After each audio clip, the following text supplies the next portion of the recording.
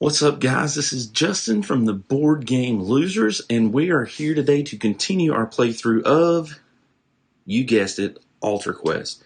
It's been a hot minute since I've done this, but I'm ready to jump back into it. You can see I'm doing a little bit of different stuff here with the setup. We'll see how that works.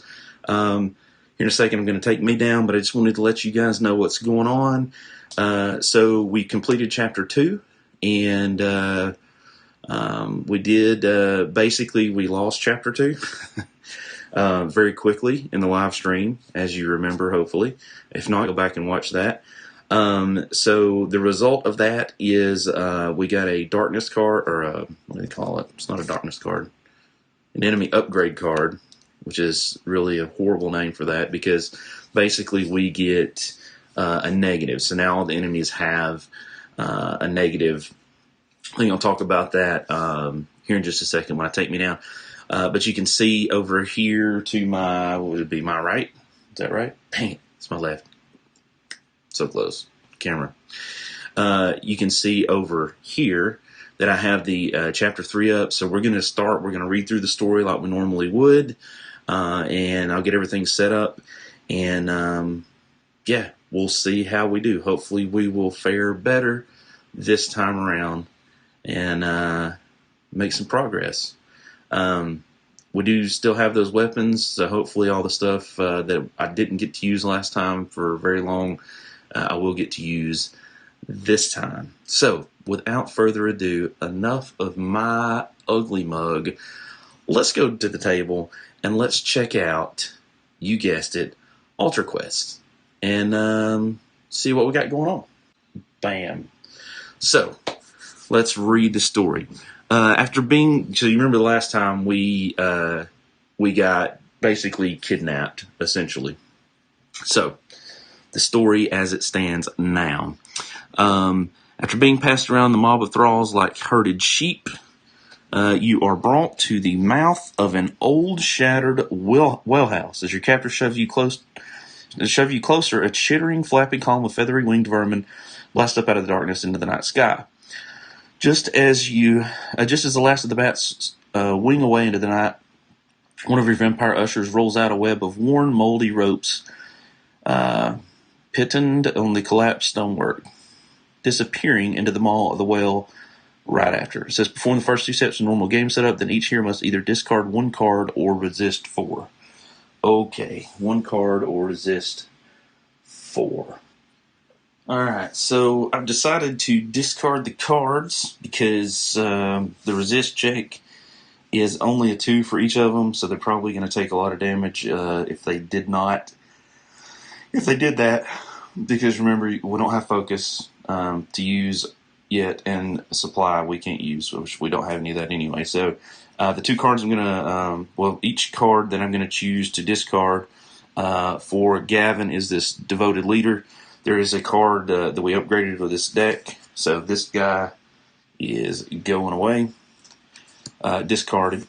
And for Willow, we're going to do this Inspiring Chorus, which I really hate because it's potential armor and some movement and melody tokens, but I think that's something there's some other ones in the deck that will give us some melody tokens and such, so that is what I'm going to choose to discard in lieu of the resist check. So now let's go back to the story and see what the next section takes us to. Alright, so continuing with the story. Staring down the abyss of the well, you let the rest of your senses sharpen in on what might lie beyond. You can hear the switch of claws on stone, the hissing of the beast in the dark, or the scratch of claws on stone, the hissing of the beast in the dark, and to smell the stench of death and decay wafting up from the depths. Down you go, a pudgy thrall with fire in her eyes shoves you by the shoulders. The Countess awaits. So now we have a choice. Choose one of the following. We lower ourselves down willingly, or we resist the thralls and try to escape. I'm going to say willingly, just because there's probably no chance that we're going to escape, and it would probably be a negative penalty. So we're going to choose to lower ourselves down willingly, which means we have to go to section 11 to see what happens. All right, here we are at section 11, so let's see what happens. Somewhat surprised by your acquiescence, the thralls surround the mouth of the well and watch you descend the web of ropes into the catacombs below. Your eyes adjust to the gloom faster than your nostrils can abide the stink of it. Pretty bad. And in a few minutes, you set your feet into an inch of muck covering the stone floor. Looking around, you can see this was once a populated frog's den, but now it seems only populated by frogmen corpses. The ropes you came in on are drawn back up, leaving you with only one way out. There's a current of stale air pushing against you from beyond the creaking door in the wall. And if you think, just for a moment, that you can hear the cries of a baby, continue to Chapter 3 quest setups. Now let's go back to Chapter 3 and see what our setup entails. Alright, here we are at the setup. So we have a quest deck of the Escape, a threat deck of the Thralls, and a villain deck of Wynorna Moon. I will get all that set up, and then we'll get to the table. I'll show you that. I'll explain those setups, if there's anything special with those, and we will get started out of here, hopefully. hopefully. Much better outcome than last time, I hope. All right, so I'm not going to read this, like all the details, but essentially the Escape is the quest. You find yourself in an unfortunate situation. Enemy forces have assailed you and taken you captive near an altar. Fortunately, after only a brief captivity, you are able to overpower the guards. Now you just need to find the altar and escape. So this setup card had us do a couple things. First thing I had to do is these sneaking cards. So each of us have a sneaking card, and that sneaking card says, is after we draw a minion threat card, when revealing a room, exhaust the minion, right? Which is good. So basically, they don't, potentially act that turn. But we had to activate, either draw a lurker card or draw a card from the alert deck. Right, and the alert deck is over here, and that's the quest deck, because the card backs are the same, and I don't know how to look. So these two decks right here says alert. So generally, these are bad. They're going to be damage, or they're going to be quest tokens that go on these sneaking cards, and just do bad stuff for us. I'm going to shuffle this since I showed you that. So, basically we have a choice. We draw a lurker card, which who knows what we're going to get, or we potentially take something even worse with a test or damage or something like that. So, but place the stairs tile in the feature space of a room in one corner of the board, okay, and place each hero in one corner of the feature space of the room in the opposite corner. So if you look, we're down here in this will be the bottom left. So heading out this way, if we go all the way to the end of the board, you would find the, well, you can kind of see it over there. So the stair tile is way over there. So basically what we're going to be doing is we're going to be moving from here, moving across and moving up to that. Once we place each in the adjacent tile of the feature, yep. So if we get to the stairs tile and the altar is revealed, the altar is in a revealed room, the heroes have successfully won. When our character opens the door to the room instead with a staircase. So when we do get to that corner space, do not reveal the room. Instead, each hero draws a threat card and one lurker card each. Minion spawns as close as possible to the door space connected, and then draw a villain card. So not very good. Our activate effect.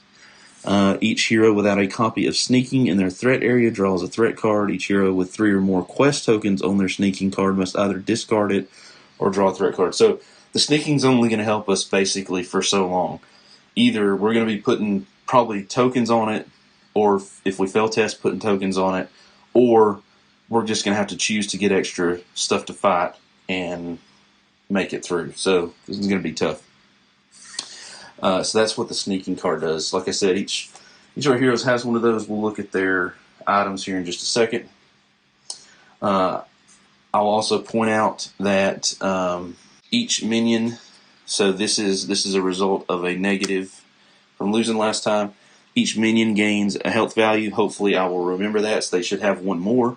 And the villain, which is Winona Morn, she's actually going to have 1 P health, so she's going to have 2 additional health from whatever she has. We have not seen a rival yet. If those come up, we'll deal with that then. The altar that we have is the Storm Altar. Each hero may discard a focus to change one altar to a result of their choice. Each hero in the altar's room may move one enemy in their room up to 3 spaces. The wind effect, each hero with no focus suffers a damage. Each enemy suffers a damage. So we want to keep some focus if we have wind, because that is going to at least damage the enemies for us, which, yes, that is good stuff. What is Winona doing? Well, Winona, when she activates, she's going... there.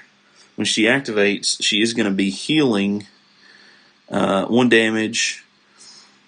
Each minion heals a damage. If there's no minion in play, each character must resist 3. And then if there's darkness, each hero must either discard a focus or suffer damage. So she's going to be healing. I mean, she's a vampire, so that kind of makes sense. And darkness is their specialty. Threat tokens. So each time a character with a threat token, suffers damage from a minion threat card, that character discards a threat token for each damage suffered. For each threat token discarded, the minion heals a damage.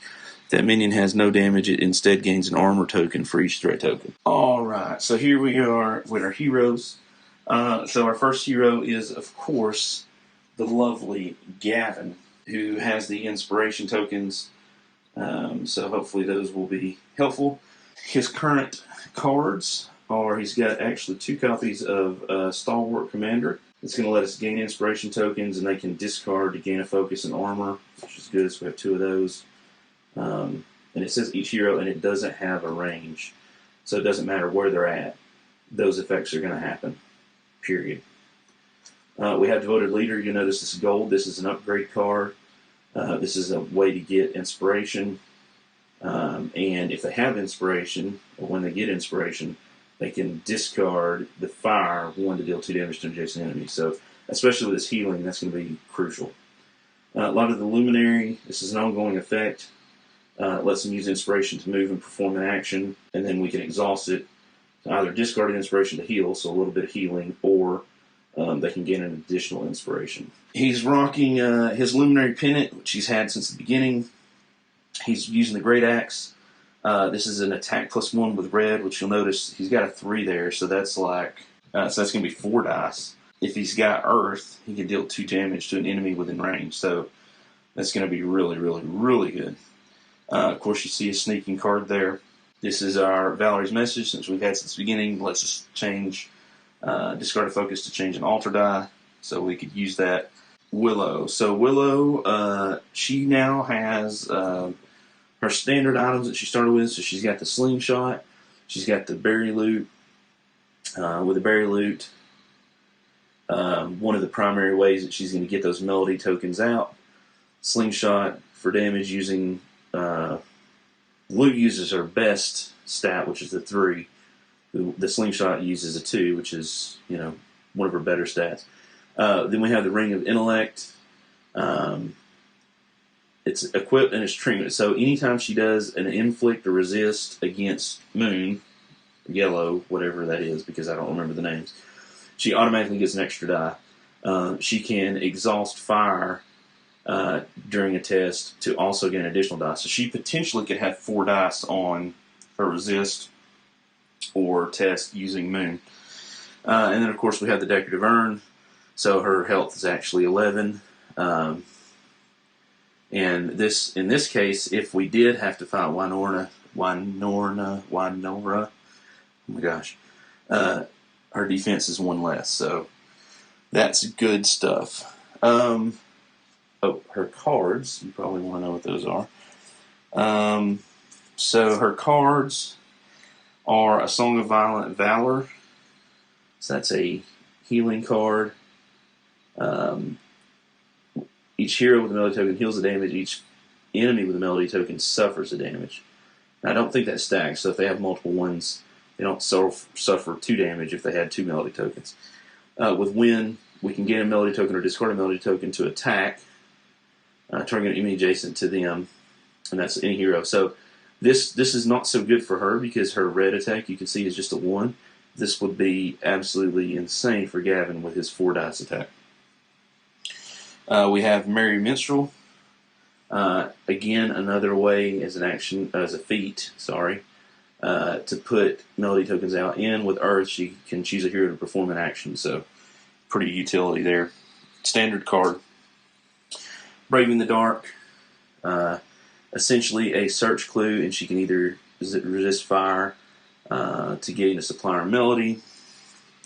If you need to pause the video for these or go back, that's cool too. I don't want to spend too much time on this. Linger Melody. Ongoing. Placing the hero within range. Range 3. Whoops. Roll an alter die to gain a melody token for exhaust. She can also exhaust water to move a space, or she could use it to move 2 spaces and heal 2 damage. So again, a little bit of that healing, which we will desperately need later on. So those are the cards. That is her cards. So our heroes will now start